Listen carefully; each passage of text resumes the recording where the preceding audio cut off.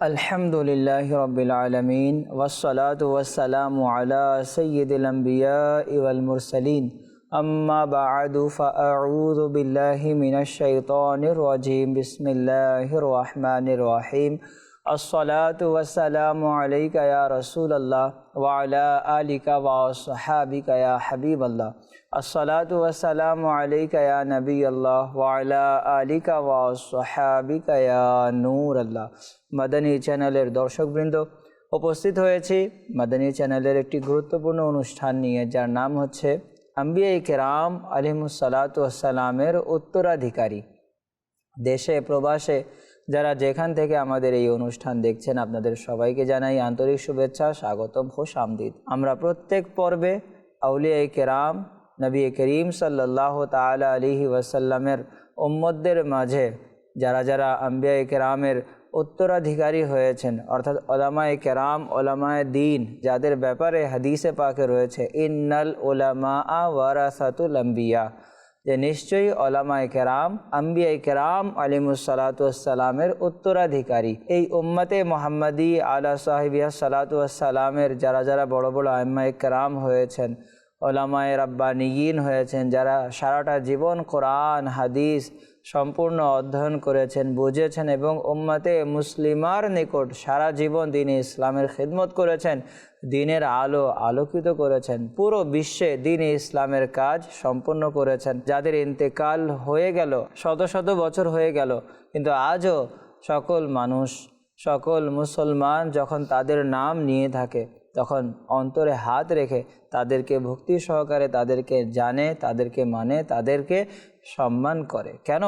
এই জন্যই যে এক শায়ের বলে, উনকে जो गुलाम हो गए, उनके जो गुलाम हो गए, वक्त के इमाम हो गए, वक्त के इमाम हो गए, नाम लेवा उनके जो हुए, नाम लेवा उनके जो हुए,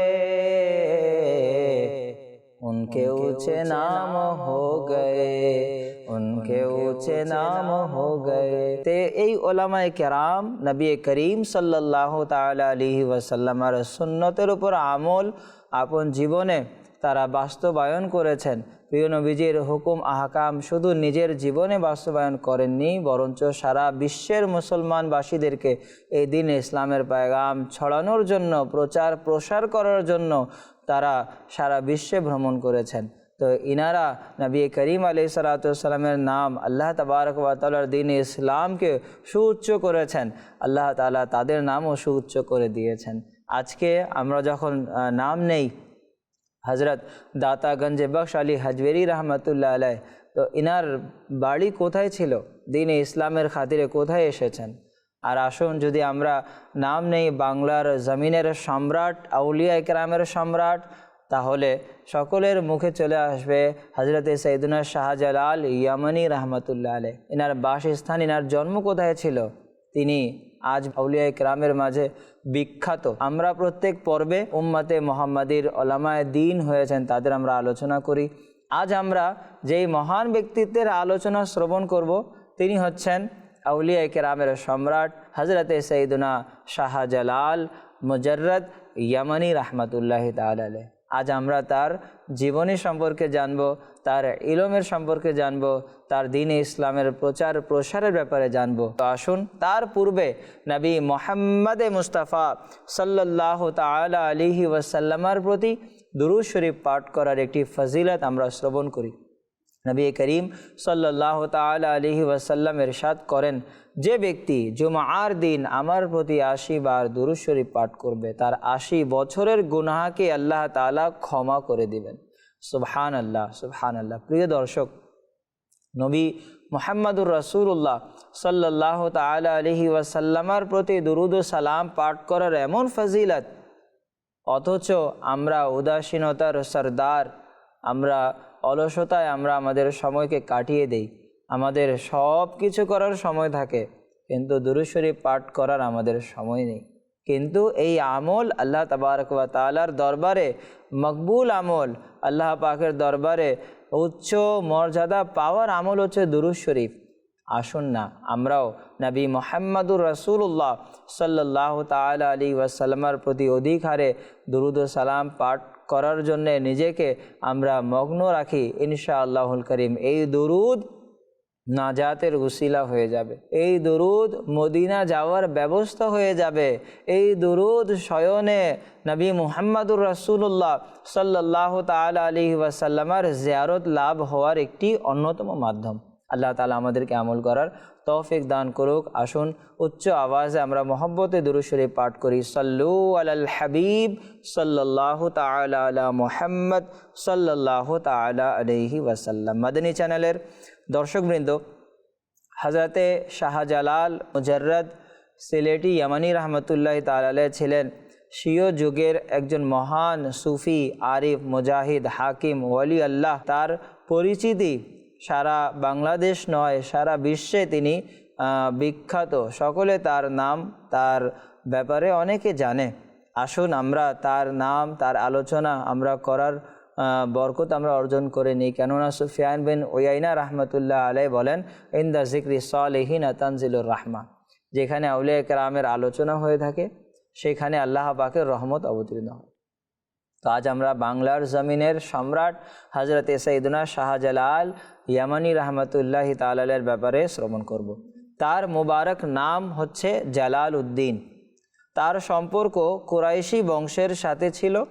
পিতার নাম মোহাম্মদ এবং দাদার নাম মোহাম্মদ ইব্রাহিম, এবং তার সম্মানিতা মাতার সম্পর্ক সৈয়দ বংশের সাথে ছিল। তিনি শেখ জালাল উদ্দিন রহমতুল্লাহ তাআলা আলাইহির জন্মের 3 মাস পর মৃত্যুবরণ করেন। তার সম্মানিত পিতা জিহাদে অংশগ্রহণ করে শাহাদাতের অমৃত সুধা পান করেন। সুবহানাল্লাহ। প্রিয় দর্শক, শাহজালাল রহমতুল্লাহ তাআলা আলাইহির মাতা শাহজালাল রহমতুল্লাহ আলাইহির জন্মের 3 মাস পর ইন্তেকাল করেন। তার বাবা জিহাদে তিনি শাহাদাতের সুধা পান করেন। তো এই ঘরানা, এনাদের পরিবার ছিল দিন ইসলামের জন্য আপন জান মাল সব কিছুই কুরবানকারী। আল্লাহু আকবার। শাহজালাল রহমতুল্লাহ তাআলা আলাইহির জন্ম 595 হিজরি মোতাবেক 1198 খ্রিস্টাব্দে তুর্কিস্তানে হয়।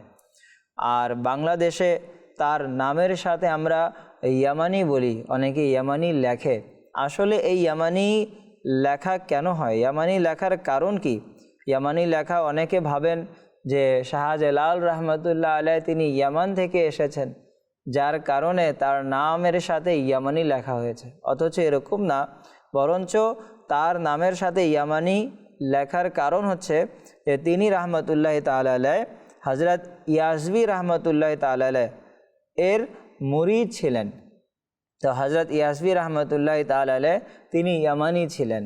তো পীরের সাথে সম্পর্ক রাখার জন্যে তার নামের সাথে ইয়ামানি বলা হয়। প্রিয় দর্শক মণ্ডলী, তার সম্মানিত পিতা শাহাদাত বরণ করার পর তার শিক্ষা তরবিয়ত তার মামা সৈয়দ আহমদ কবির সোহরাওয়ার্দী রহমতুল্লাহ তাআলা আলাইহি নিজ দায়িত্বে নেন।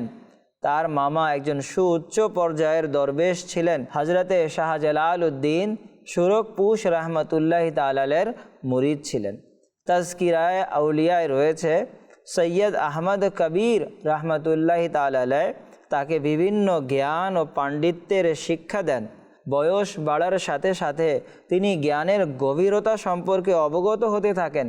বিশেষ করে তিনি রহমতুল্লাহ তাআলা আলাইহি মারিফাত ও তরিকাতের পরিপূর্ণ জ্ঞান অর্জন করেন। তার নামের সাথে বলা হয় মুজাররদ। কেন মুজাররদ বলা হয়? মুজাররদ শব্দের অর্থ কি? এর 2টি কারণ উল্লেখ করা হয়েছে। যে প্রথমত তিনি দুনিয়ার সাথে সম্পর্ক ছিন্ন করে রেখেছিলেন এবং নিজের যৌবনকাল, যে বয়সে মানুষ রং তামাশা এবং নেশায় ডুবে থাকে, বিয়ে শাদী করা তো দূরের কথা, কোনো মহিলার দিকে দৃষ্টি উঠিয়ে দেখেননি, বরং সব সময় ইবাদত ও রিয়াজত এবং মুশাহেদা ও মোরাকাবার মধ্যে মগ্ন থাকতেন। সকল মানুষের থেকে পৃথক হয়ে থাকতেন। এই মুজাররদ মানে হচ্ছে আলাদা হয়ে যাওয়া। আরেকটি কারণ হচ্ছে যে তার যুগে তার নামের সাথে সাদৃশ্যপূর্ণ আরও 3 জন বুজুর্গ ছিলেন। যেভাবে মৌলা আলী শেরে খুদা কররামাল্লাহু তাআলা ওয়াজহুল করিমের সন্তান ইমামে হুসাইন রাদিয়াল্লাহু তাআলা আনহুর তিনজন সন্তান ছিলেন। ইমামে হুসাইন রাদিয়াল্লাহু আনহু তিনজনেরই নাম বাবার সাথে সাদৃশ্য রেখে তাদের নাম আলী রাখলেন। কিন্তু তিনজনেরই নাম আলী হওয়ার কারণে যদি ডাকা হয় তো সকলে ভাববে আমাকে ডাকছে, তো তাদেরকে চিহ্নিত করবার জন্য বড় শাহজাদার নামের সাথে রাখলেন আলী আকবর, যে ছোট শিশু ছিল তার নামের সাথে রাখলেন আলী আসগর, আর যে মধ্যম ছিল তার নামের সাথে রাখলেন আলী আউসাত। এর অর্থ হচ্ছে মধ্যম ব্যক্তি। তো ঠিক তেমনইভাবে শাহজালাল রহমতুল্লাহ তাআলার যুগে তার নামের সাথে সাদৃশ্যপূর্ণ আরও তিনজন বুজুর্গ ছিলেন। তার নাম ছিল হজরত শাহজালাল সুরখপুশ বুখারি রহমতুল্লাহ আলাই, হজরত শাহজালাল তবরেজি রহমতুল্লাহ আলাই, হজরত শাহজালাল গঞ্জ রওয়ানি রহমতুল্লাহ আলাই। এ সকল নাম হতে তাকে পৃথক করার জন্য তার নামের সাথে মুজাররদ লেখা হয়, মুজাররদ বলা হয়। শাহজালাল ইয়ামানি রহমতুল্লাহ তাআলা আলাই পীরে তুর্কিস্তান হজরত শেখ সৈয়দ সুলতান আহমদ ইয়াজবি রহমতুল্লাহ আলাইয়ের মুরিদ এবং খলিফাও ছিলেন। হজরত সৈয়দ সুলতান আহমদ ইয়াজবি রহমতুল্লাহ আলাই তুর্কিস্তানের প্রসিদ্ধ বুজুর্গানে দ্বীনের মধ্যে অন্যতম, যার সম্পর্ক সিলসিলায়ে নকশবন্দিয়ার সাথে ছিল।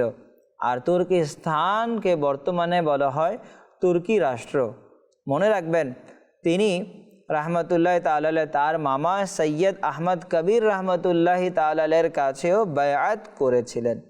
শাহজালাল মুজাররদ রহমতুল্লাহ তাআলার সম্পর্ক কোথা থেকে ছিল?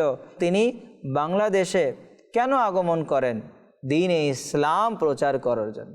হজরতে শাহজালাল মুজাররদ রহমতুল্লাহ তাআলা অধিকাংশ ছোট বড় জিহাদে অংশগ্রহণ করেছেন, প্রতিটি যুদ্ধে জয়ী হন, যেখানেই গিয়েছেন ইসলামের পতাকা সমুন্নত করেছেন এবং দ্বীন-এ ইসলামের প্রচার প্রসার করেছেন।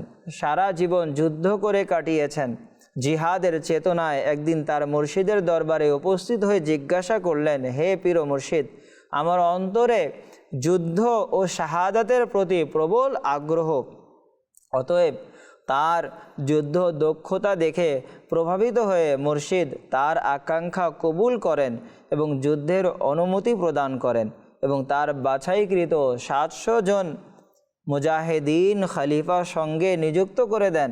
এভাবেই হজরতে শাহজালাল তুর্কিস্তান থেকে হিন্দুস্তানের দিকে রওনা হন। রাস্তায় যেখানেই অমুসলিমদের সাথে যুদ্ধ হয় তারই নেতৃত্বে ইসলামের সৈন্যদের বিজয় লাভ হয়। সফরের আসবাবপত্র কোনো কিছুই রওনার সময় সাথে ছিল না, কিন্তু কোরবান যান গনিমতের মাল দ্বারা খরচ বহন করা হতো। প্রতিটি বিজিত দেশকে নিজের সাথীদের মধ্য হতে কোনো একজনকে অর্পণ করে দিতেন, যাতে করে সে সেখানকার ব্যবস্থাপনা পরিচালনা করেন এবং ইসলামের প্রচার প্রসার করেন। এভাবেই বিজয়ের ধ্বনি উদ্ভাসিত হয়ে ইসলামের পতাকা সমুন্নত করে মুজাহিদিনের এই দল বাংলায় পৌঁছে যায়। ঢাকা জাদুঘরে একটি শিলালিপি রয়েছে, যা পূর্বে দরগাহ শাহজালালে লাগানো ছিল। উক্ত শিলালিপিটি 918 হিজরি 1512 খ্রিস্টাব্দে লাগানো হয়েছিল।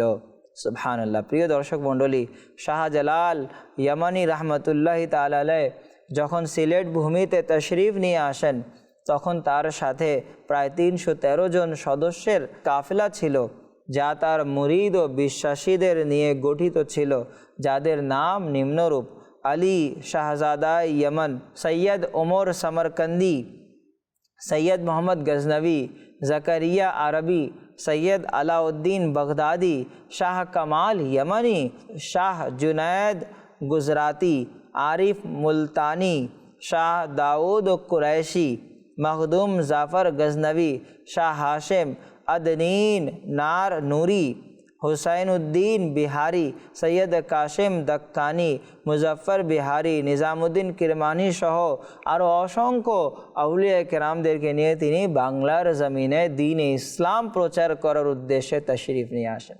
সুবহানাল্লাহ, সুবহানাল্লাহ, আল্লাহু আকবার। প্রিয় দর্শক মণ্ডলী, সিলেট পূর্বেকার জামানায় জাদুকরের এলাকা ছিল, অমুসলিমদের রাজ্য ছিল।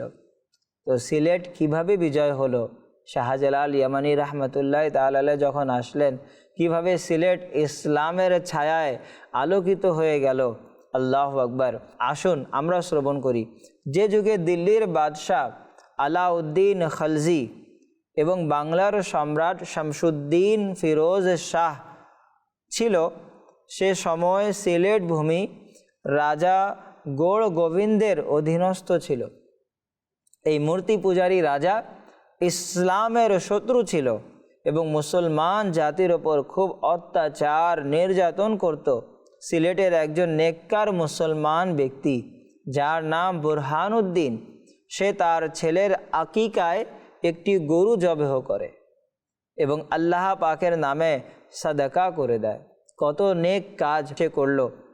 যখন এই খবর রাজা গৌড় গোবিন্দ পেল, তখন রাগান্বিত অবস্থায় বুরহানুদ্দিনের ছেলেকে নির্মমতার সহিত হত্যা করে ফেলল এবং বুরহানুদ্দিনের হাত, যেই হাত দিয়ে সে জবেহ করেছিল, বুরহানুদ্দিনের ডান হাত কেটে দেয়া হলো। বুরহানুদ্দিন নিঃসঙ্গ নিরুপায় হয়ে সুলতান শামসুদ্দিন ফিরোজ শাহ এর দরবারে প্রার্থনার জন্য উপস্থিত হলেন।